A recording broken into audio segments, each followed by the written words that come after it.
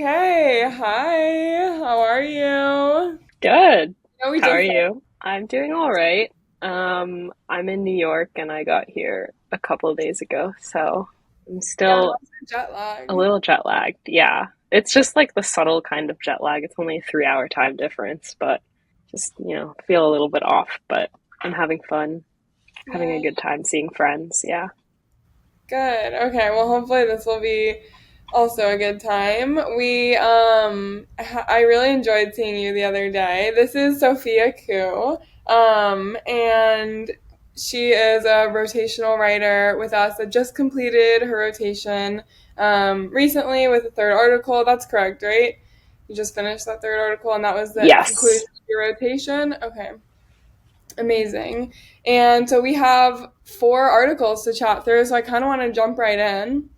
I'm going in order of publishing, so we're going to start with the first one, published with us, Obscuring the American Dream. And this piece is, do you want to kind of give a little bit of an overview of it, or? Yeah, I can give an overview. It is a review of the documentary American Factory, and I guess I take a sort of I analyze it through sort of like a the lens of like racial capitalism, I guess. Okay, yes, and it was the best documentary according to the Oscars in 2020. That's right. Okay.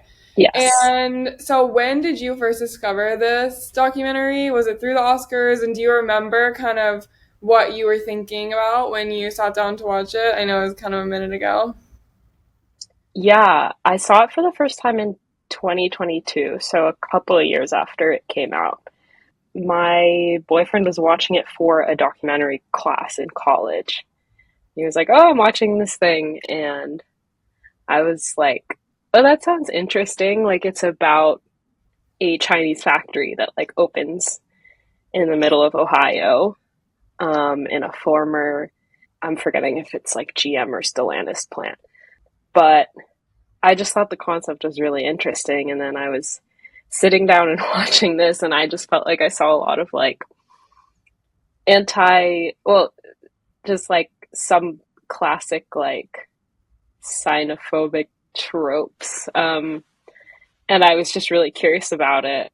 And I think, I still think the documentary is like super interesting and um, it points to like a very core American phenomenon that's happening right now. And like, I love that it's covering that, but I sort of felt there was like something missing from the discourse. I couldn't really find anything about that, uh, like slightly racialized layer of the documentary. So I think I wrote a paper on it in college, um, first, and then I think it was like a year later I thought about it again, and I was like, maybe I should write something that's like more of like a accessible kind of piece about it. Totally. And I really love your analysis. I mean, of the whole thing, but especially the kind of culmination of what you talk about towards the end, which is about this, the intersection between the culture element and the class element is, I feel like, what really was like an aha moment for me reading it, where you kind of point out the fact that, with without inclusion, so ultimately the workers are trying to unionize, right? And then they end up failing to unionize, but the way that they go about the unionizing is that they, sort of position themselves against the Chinese. Is that right? The Chinese workers, Yeah. the Chinese like Mm-hmm. establishment. It just becomes this like anti-American thing that they're resisting, and therefore, by recalling the golden era of unions and whatnot, the post-war period, that they sort of, lean into that as their to prop up their union campaign. And then you raised such an interesting point about that intersection between culture and class, and how the movement stifles itself through that. So I was just, wanting to know more about your thoughts on that intersection between culture and class. it's sort of like picturing like this class struggle as like a uniquely American thing and like ignoring this fact that like yeah, like actually a lot of these Chinese workers were brought in like to sort of like initially oversee in the American factory, but they were workers like that are um pretty much just like have to follow everything that their own management is telling them. Um and I mean, I feel like that's the sort of like tension between like race and class is an old one. Like, I mean, even in American history, it's like a lot of unions were like extremely like nativist or like did not integrate. It took like a while for that to happen. Um, and so I think it's interesting to also like put the put the conversation about like offshoring and like the unique like current American relationship with like factories in China and to put that into like a bigger like American labor context because it's like the nativist stuff was happening, you know, in like the beginning of the 1900s and yeah, well into like the middle of the 20th century. Totally. And how do you think anything in this particular instance of the factory and the unionization and that effort? Do you think anything could have gone differently? Like what maybe little things could have changed in on a micro level that could have made it go differently? Or is it more of a systemic issue that's not necessarily it was sort of inevitable in this scenario? Yeah, I don't know because it's like also when you have a documentary, it's like they're telling like a very specific story. And I feel like part of the effect of it is like how it does feel like very inevitable. And like that's like, I think part of why it's like good as a movie, you know? Um, maybe not as the most like critical depiction of reality or like most needed depiction of reality. But I think like as like an aesthetic object, it's pretty moving. Okay, And totally. it's like that inevitability. Yeah. I don't know. No, that's a I great don't. point. No, that's a great point. That it is like partially the form. That's where it comes from. It's not just the scenario. It's the form that's being expressed in. Um, Kind of to compare and contrast, and this makes me think of the next piece that you wrote for Tusk Quill on trusting strangers.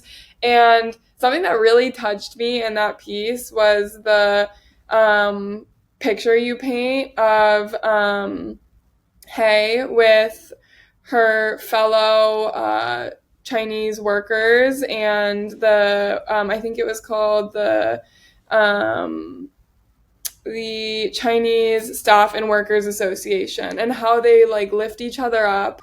To give a little bit of background on the piece, and you can jump in anywhere, they're kind of these groups are fighting against the 24-hour working laws. And so they have these, for nurses specifically, in place these 24-hour days where they have certain rules and stipulations that you have to get a certain amount of sleep or a certain amount of breaks or whatever. But really, a lot of the times it doesn't actually happen. And so they're protesting against this in different senses and trying to create change in that space. And it's kind of interesting to me. It was interesting thinking about them back to back of how it felt so wholesome and meaningful that they have a community that they're working with to uplift them on this task, which is, trying to get back their time when they don't have any time. And Mhm. I don't know, how do you think about like those two sides of the coin where like you have racial groups that are splitting apart and creating a lot of divisiveness when if they really worked together they probably could have achieved more, and then instances where it's actually incredibly beneficial to have people that can lift you up and be a part of your that you have a racial tie to that can work on something broader and support. How do you kind of think about that? Yeah. I mean, I think the the organizers at CSWA and the people who are involved in the anti 24-hour workday are also like they're an interracial group. Um, it is a lot of um, women who don't speak English from China and also from South and Central America. Um, and I think what really struck me with them is not just being able to like forge those ties between like ethnic and racial groups, but also the like older home care workers organizing with like younger people in their 20s who like, might have more like energy and idealism. Um and yeah, some of these women are retired and kind of just like are still like spending their time advocating for something like this. Um and I think I was just really moved by that. Um and like I guess that movement was something I felt, I guess, like attracted to because I mean, it's like people who you don't really see in um, sort of like mainstream, like activist discourse. Like they're older women, they're women of color. Um, and like, I mean, their jobs kind of also make them invisible in ways. Like it's a very crucial job. Like they're home care workers and they're taking care mostly of like older people who um, may have like memory issues or like they can't even like leave the house. So like you don't really see these people like they're working like in people's private homes. If you take sort of like I think the paradigm that American Factory puts forth, it's like to just be like completely reductive about it. It's like, oh, like these Chinese workers aren't really going to organize. Like I feel like that's sort of like the trope. That's like the racial trope that's in the background and like um taking back time is about those Chinese workers that are, you know, they're not in a factory, but those are like the actual Chinese workers, not just like the figment um that they depict in the documentary. Yeah, exactly. And we talked about how like the documentary with different forms and everything, it can kind of portray things differently, and that makes a lot of sense to me. And something that you touched on that I'm really interested in also in this Taking Back Time piece is the element of healthcare work in particular. And I know you also have the Filipino nurse article on healthcare, and the thought that kept occurring to me when I was like thinking through, you have a lot of themes of like labor and values, and when you really, for me, when I really think about what healthcare workers are doing, like obviously they studied in school like everyone else, you know, they have a job, they're getting paychecks like everyone else, but really like the lines are so blurred there because especially when you're a home healthcare worker, you're just Mm-hmm. another person taking care of another person. And what, you know, that's what you know that you've signed up for. That's a path that you've chosen. Do you think, how is it possible to have like a healthy framework for engaging with a job as a healthcare worker in this current kind of system? Yeah, that's a good question. I mean, with like the home health workers, like a lot of them kind of come to it as a last resort. Like they're not nurses. Like I think they need to get some sort of certification, but they don't have to, like do like undergrad for that. And like the healthcare worker or the home health worker I was talking to and I profiled in that piece, her name's Hay. Um, she was an accountant before she moved to the US. So she was an accountant for like maybe 20, 30 years in China. And when she moved here, like home health work was something that was available to her. And especially with like limited English skills and stuff like that. Mm. Um, and so I think it's a lot of like I mean, it's mostly women doing that kind of care work. So there's like the gendered aspect to it.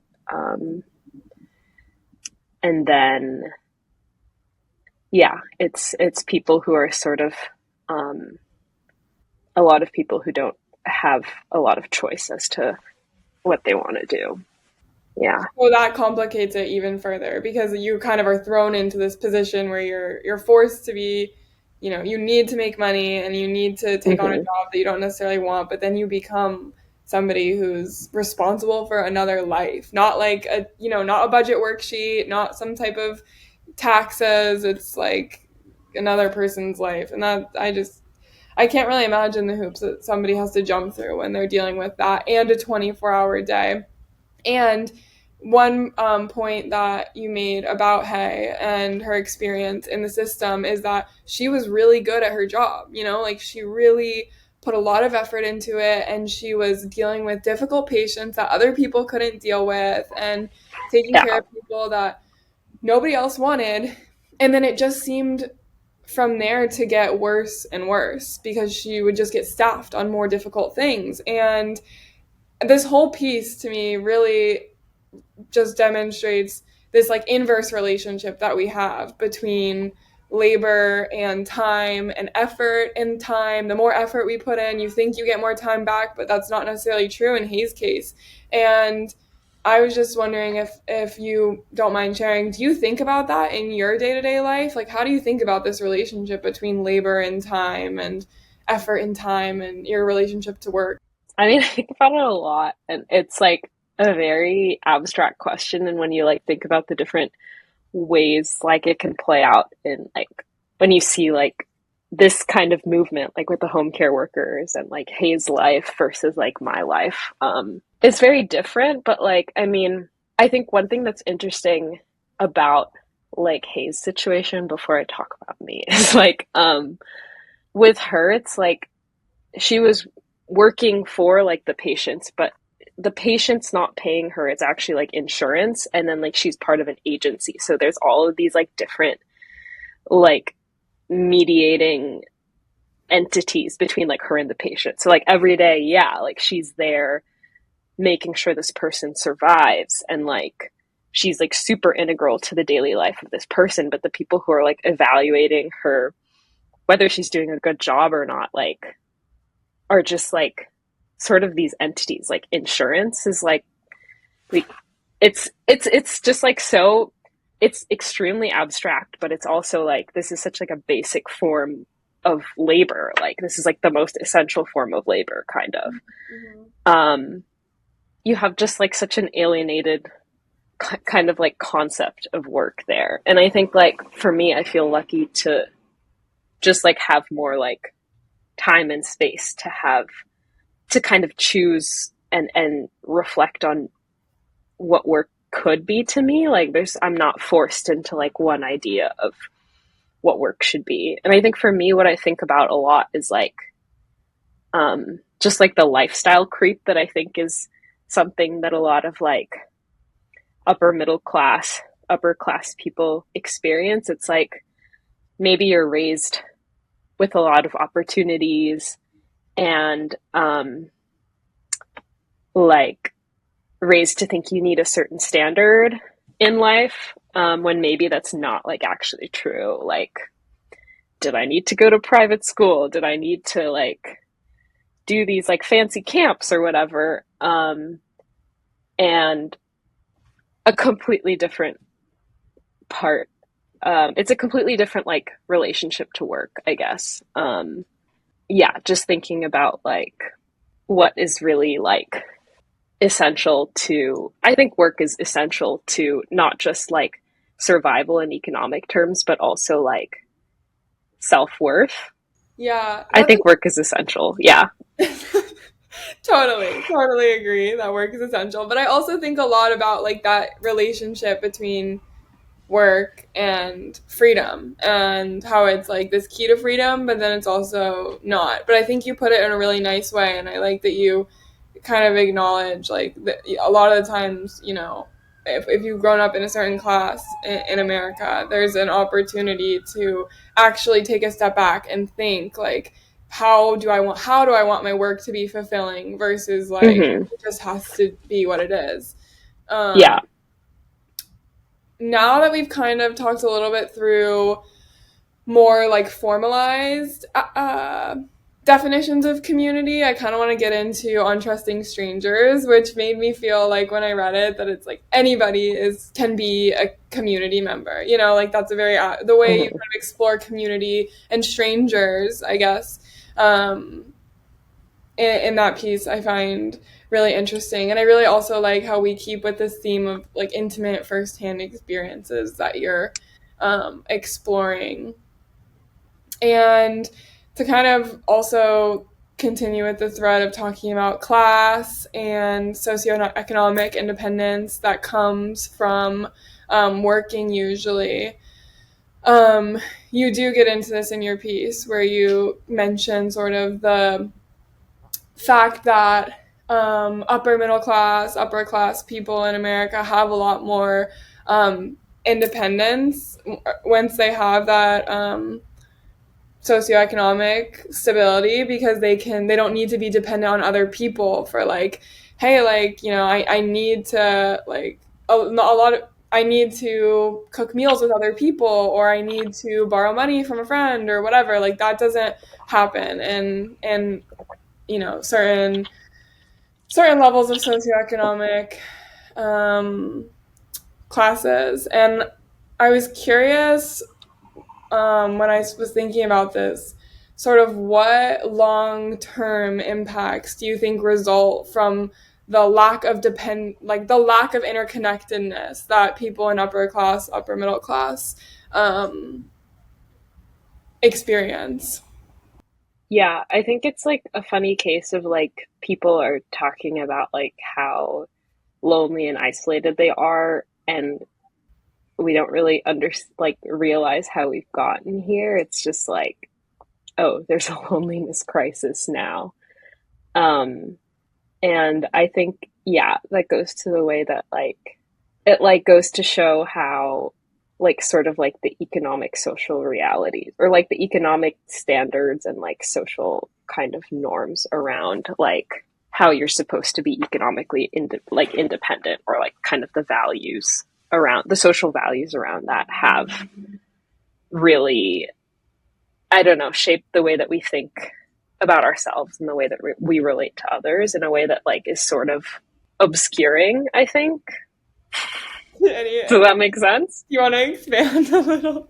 Like obscuring in what sense, I guess?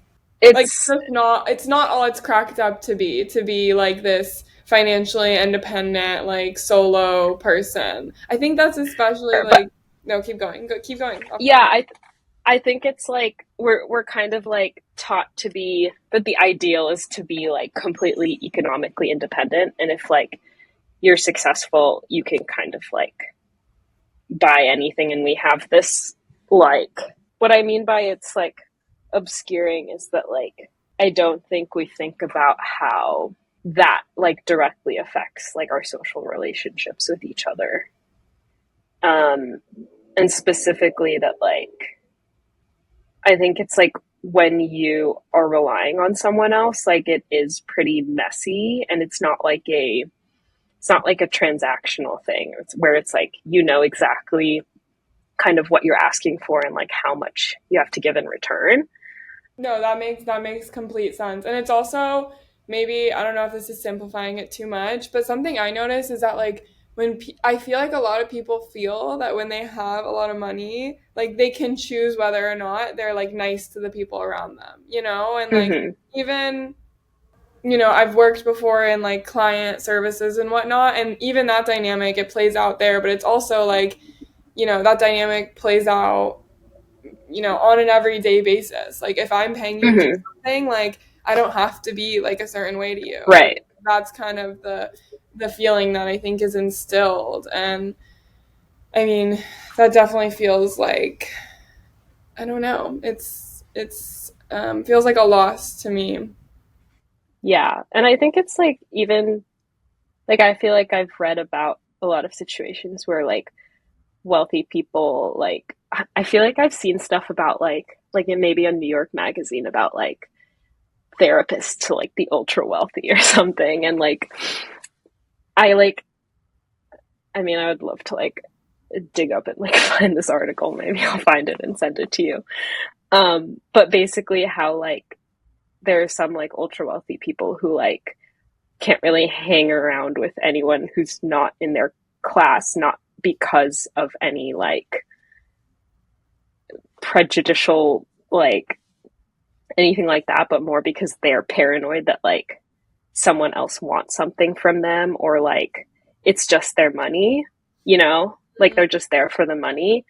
um and I think that like just seems like this is like a very extreme example, but like it's like that level of loneliness when you don't know exactly what you can give, or like what other people can give you, you know, that's like not, that's outside of that realm of just like people want your money. I don't know.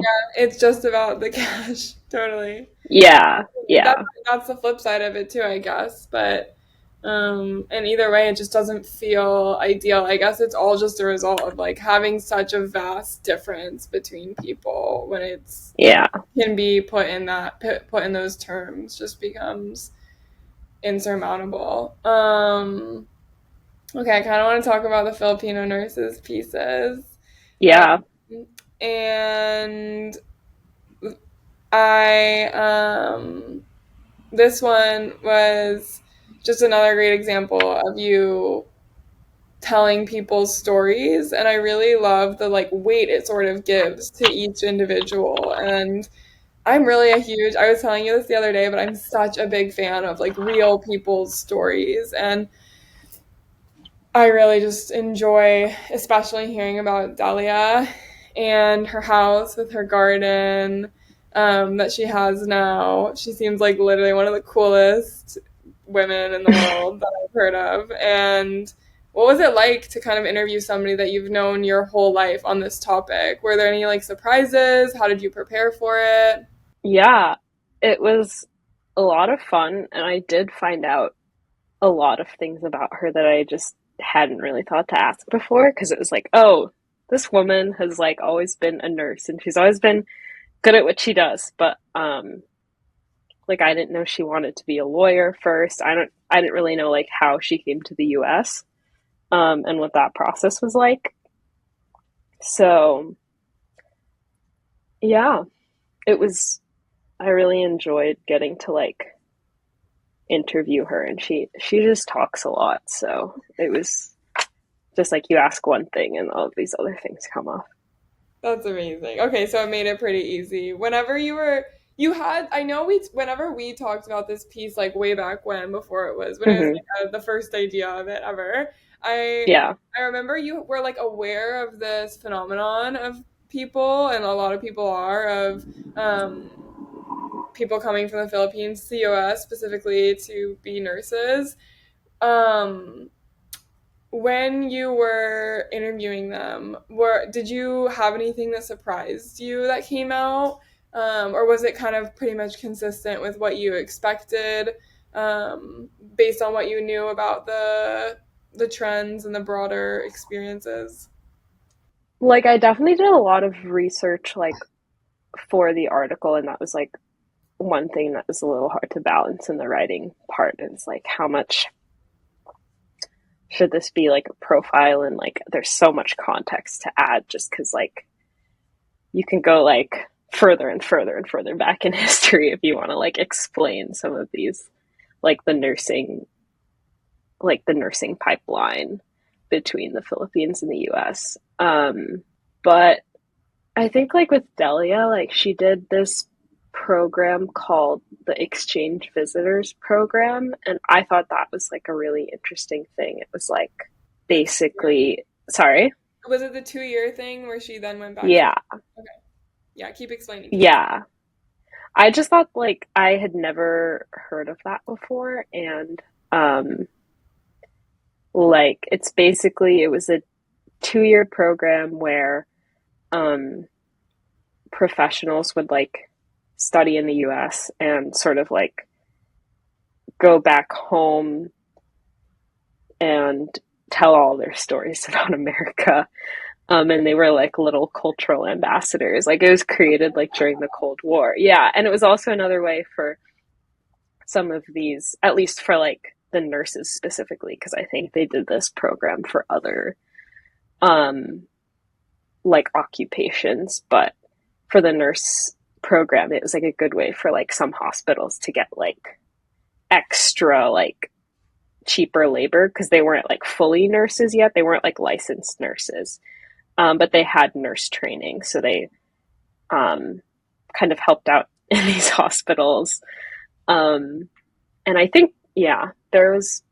I'm trying to remember if there was like a nurse shortage at that point, like in the early '60s. But yeah, there were like frequently these nurse shortages just over history. Like I think one, it, definitely, I think after World War II, and then after like Medicare and Medicaid was established in sometime in the 60s. So that was like the population who needed healthcare in the US just like dramatically expanded, and they sort of relied on that pipeline of Filipino nurses.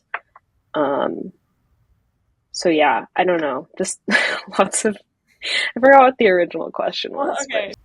Okay, let's talk about these pieces as a kind of body of work for you. I'm curious, you speak on some similar themes throughout all of them. I feel like labor, identity, community, were some of the ones that I noticed. And whenever you think about these pieces, how do you think your understanding of these themes sort of developed across writing them and the experience? I know it was over the course of a couple of years, so I'm sure it's changed a lot, but any sort of summary of your thoughts and if they've developed over the course of working on these topics more in detail.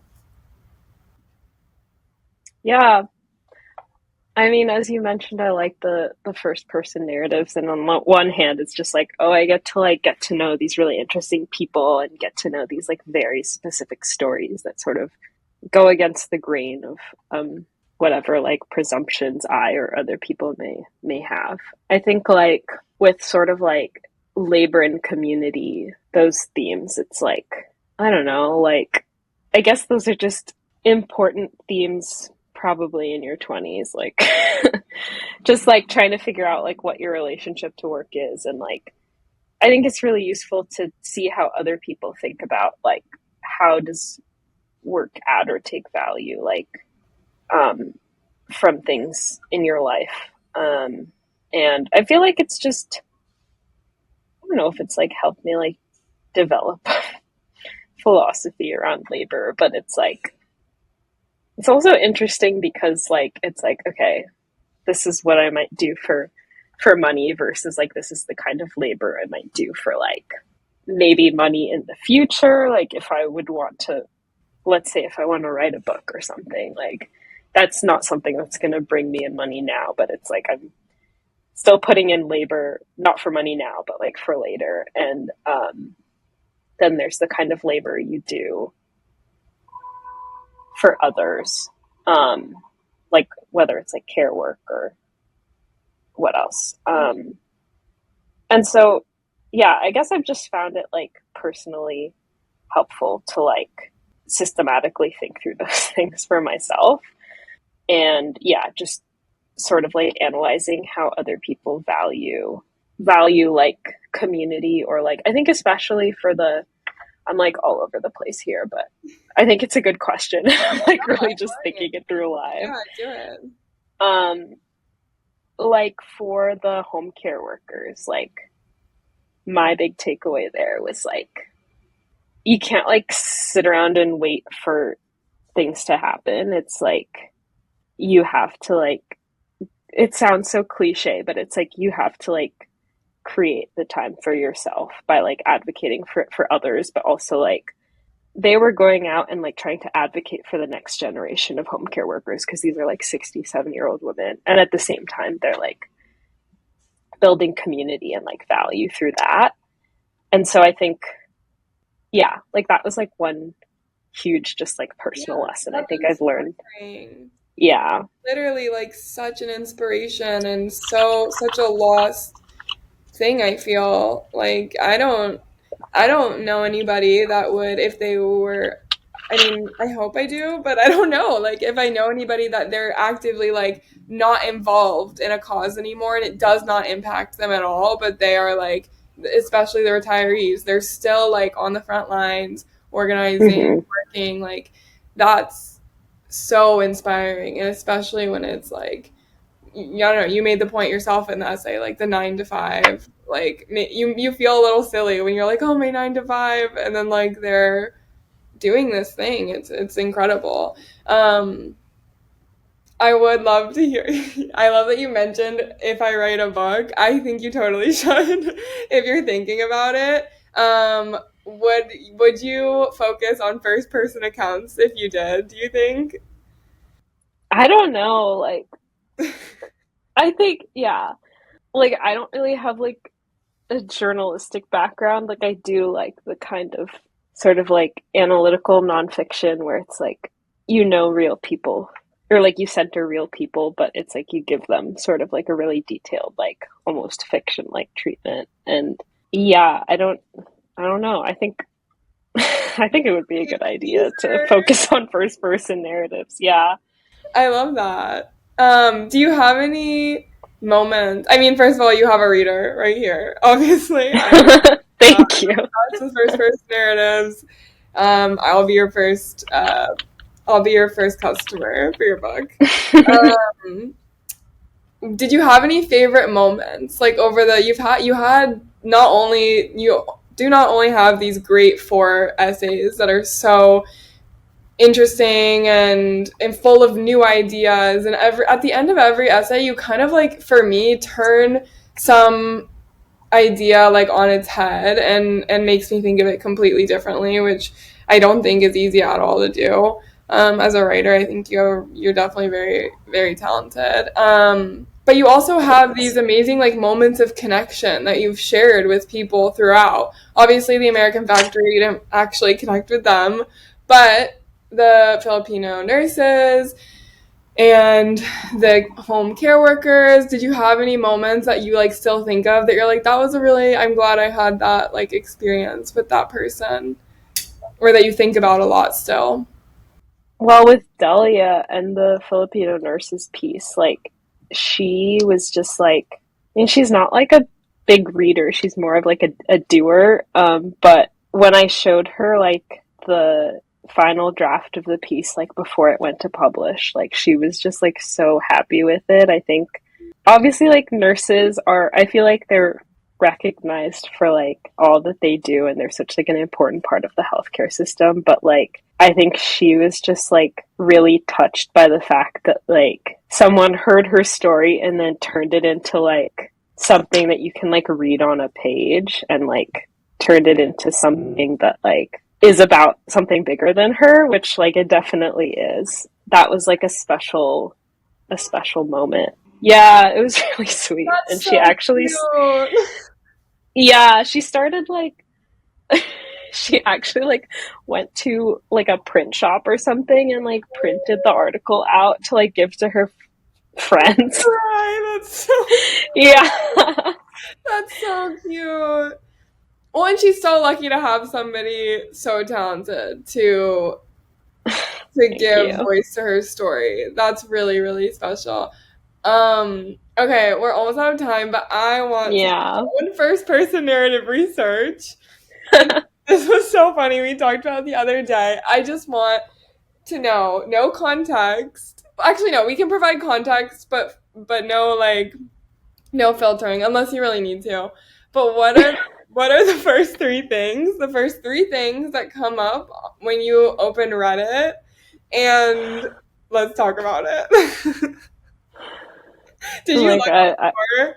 Can we I look looked before, but like now I feel like I should, I mean, it's been like an hour. I should reload it. after refresh? Yeah. I have, this isn't that interesting. I have, what is this bird? I've gotten really into birding. It's Wait, just like, are there birds in NYC that you're identifying?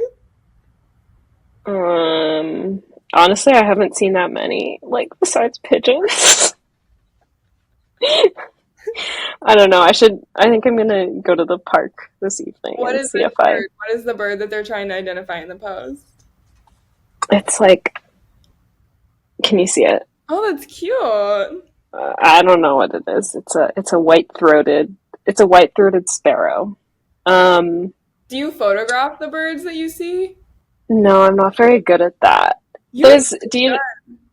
yeah, but some people are just like so good at that, and I don't know. I like hearing them and trying to just like Mhm. learn how to identify them, but it's so regionally specific. Like I'm getting good at the California ones, like the Bay Area ones, but I don't know. It's kind of like your tree knowledge. Are you good at the ones in the Philippines? I know. I love tree identifying. And I feel like bird identifying is the same thing though, because it just makes you more present outside. You're like, Yes, you have exactly. something to like, appreciate and like I enjoy that. But the birds in the Philippines you're not familiar with yet. Not really. There are a lot of like really wild ones too. So Just those like ones will be amazing fun. colors. Yeah, that will be fun. Okay, what's the Yeah. next post? What's the next post? We need the first three. I feel like these are like not that exciting. The second one is uh the subreddit Ask the World, worst or least favorite city slash town in your country. Oh, that's a good one. Yeah, and then What's the first there's comment? the first comment. Well, the post like is someone is saying Niagara Falls, New York. Is the worst? Apparently, the falls themselves are a natural wonder, and Niagara Falls, Ontario, just across the river, is lovely. The American side is one of the most depressing towns I've ever been in. Dirty, rundown, underdeveloped, with a lot of shuttered businesses. Oh no. Have you been? I've been to Niagara Falls, but not to that town. I don't know, have you? I guess it makes sense. I have too, but I don't really remember the Okay. town. But I guess it makes sense if like, because it feels like kind of like a stop and look situation. Mm-hmm. People are Yeah. being there. Um. Yeah. Okay, last one. Let's see. Uh, the last one is Faux Moi. Do you? Yeah, I love Faux Moi. me too. And unfortunately, it's a video about Donald Trump suspending habeas corpus. Suspending who? I don't know. Oh God, yeah. Oh, that's good. It's That's just good stuff. yeah. I wish it was something like more snarky and funny. I But you mean, know it is what? pretty snarky and funny, but I think it's pretty. I think it's pretty special to have captured because it's like to me, social media is so like you just are like blah blah blah blah blah. But even just like taking a sec to talk about what I see with my friends, like that's a vibe. Like we've captured the yeah, time today. How that'll be interesting, and like a couple months, you're like, whoa, who knew that I was into that? yeah, Even more interesting in a couple years. Well, Sophia, thank you so much for taking the time. I think I'll see you on Saturday. I'm oh pretty, yeah, which I'm yeah, excited about, and I can't wait to read more of what you write and see more of what you do because I really am so impressed by you all the time. So thank you for speaking with me.